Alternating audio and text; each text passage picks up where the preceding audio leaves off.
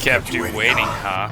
Yeah, sorry, that would be my bad. I've been a little neglectful of the channel, and I've been gone for a month playing a certain other gacha game that's been on the rise lately. By the way, if you guys want me to make a video on that, let me know. But that's not why I'm here. I'm here for the global release of Persona 5X because I want to tell all of you what it is before you play, for those who are veterans of the Persona series and for those who are just discovering the series for the first time because the game is free to play. But this is before you play Persona 5X. Now keep in mind, this is all just personal opinion. I am a person that has really only played Persona 5 Royal. I have 100 hours on the game and I loved it with all my soul, but it is all just for personal opinion at the very end of the day. So try not to take everything too seriously and be sure to keep in mind that you can have your own opinion for the game if you choose to. If you want to like it, you can. If you don't want to, you don't have to. It all comes down to what you want to do at the end of the day. Now, without further said, the video will be split up into 3 categories, that of which being combat, story, and gacha, with combat being the longest and gacha being the shortest.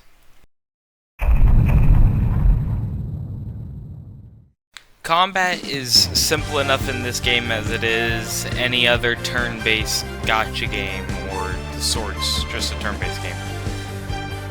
Characters have their own unique individual moveset, where in this game they have about 3 or 4 moves, most of the time 3, I believe.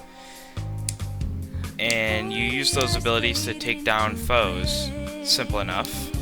Some are single target, some are AoE. And you just use those to defeat your enemies. Some are also support skills. Some skills are very long in terms that they work a lot better with preparation instead of just outright using it. Enemies each have their own individual weakness and resistances, and you use those to your advantage to be able to launch something called an all-out attack, which you will see later. All-out attacks require every enemy on the field to be downed after either just regularly downing them using something they're weak to, landing a critical with your gun, or landing a crit by other means. But in order to knock them down, you have to make sure you get rid of their shield first, which is a mechanic unique to Persona 5X. Persona 5 and Persona 5 Royal and the other Persona games did not have a mechanic like this, which makes up for the crazy damage that you deal at lower levels of the game. What you're seeing right now is one of the newer mechanics. The navigators now are support characters that are off-field, just like how they were in other games. However, they can on command buff party, heal party, or do different things depending on what navigator you have. I chose to have a buffer. With that, it enhances my attacks so I can do more damage in a shorter amount of time. Speaking of damage in a shorter amount of time, there is also something called follow-up attacks, which are attacks that come out after a character reacts to something else in the battle happening, which can be building stacks to a reaction, or being able to act on top of another character's reaction. The last thing is enhanced attacks, which I wasn't able to get footage for, but I'm going to use on as an example. After using her highlight ability, she gains a stack, which the next time she uses her last ability, it turns into a cutscene and does enhanced damage to all enemies. Now, with the mandatory stuff out of the way, the next stuff is purely just personal things. The P5X combat feels fluid and somewhat clunky at the same time to me. For someone who has played Persona 5 Royal and beat it with the original true ending, spending about 100 hours into a playthrough, P5X feels weirdly fluid and also clunky at the same time, which is a very hard feeling to get considering how easy it is to make a turn-based game that looks this good. Easy as in it's replicatable by a bunch of different companies, not that I can make one. There are so many turn-based gacha games out there now, Honkai Star Rail being probably the biggest one out right now, but that's not for this game. So the combat is whatever you choose to make of it. If you want to say it's fluid, then it's fluid. If you want to say it feels clunky, then it's clunky. It is all up to you, the player, to decide that feeling.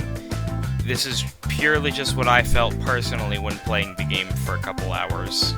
Now onto the final bit about my personal little rant with the combat, is that the characters never feel like they have enough moves. 3 moves in a highlight with maybe reactions in a slightly overtuned kit doesn't make this game feel that well compared to Persona as a game itself, when I used to be able to have entire movesets and now I don't. It's not a feeling to get used to quickly, but you get there if just given enough time. But that's the end of combat. Now then, on to Chapter 2. I will only be talking about as far as I've gotten into the first palace, which is to avoid spoilers for both you and myself, as I have not finished it.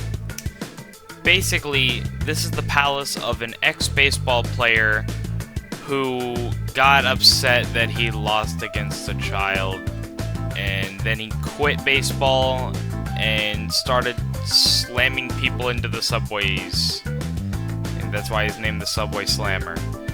Not exactly the most creative idea that Atlus has had, but for a first palace, it's really not much better than Kamoshida's in P5's.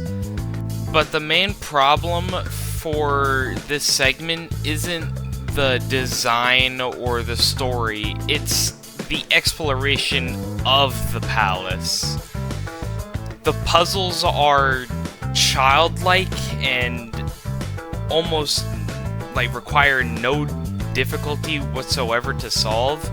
There's no chance of getting lost in the palace trying to figure out what you're supposed to do next, because there's always a big red exclamation mark telling you where to go.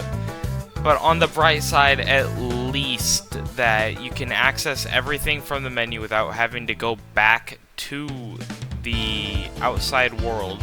You can log out from there. There's plenty of safe rooms, so you can teleport around if you need to. And it gives you a bunch of pulls, which we will talk about later, and the opportunity for some pretty alright EXP if you decide to just fight everything inside of it. But enough with the positives, because there's still more negatives. The AI detection for players, their aggro range for the NPCs, is absolutely horrendous. The default PC controls are so much different from Persona 5 that I might as well be playing a different game. Which is crazy because it's made by almost the same people and endorsed by the same company. But I digress. That's not necessarily a problem for, I'm guessing, a decent amount of people, because I'm pretty sure you can change the keybinds, which will make it a-okay. But still, even then, there's a bunch of spaces where you can just get caught on an invisible block and you won't be able to move. That's something that's happened to me a little bit. But that's really all of the negatives that I can think of just for the first palace in what I've played through.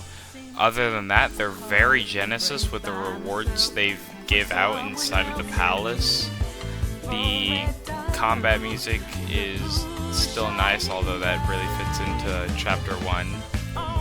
But Lynn still came back and dropped bangers for both exploration and battle, so that's very nice. But that's basically it for Chapter 2.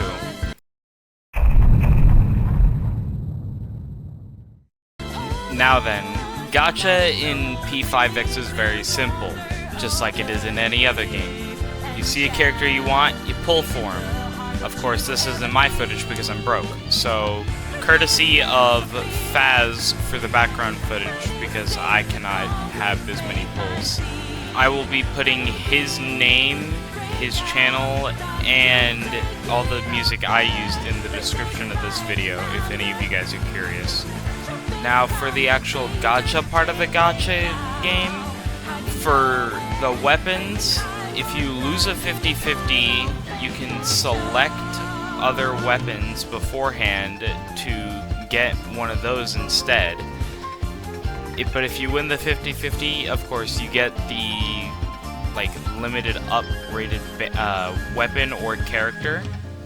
However, for character banners, you cannot select the 5-star that you get if you do happen to lose.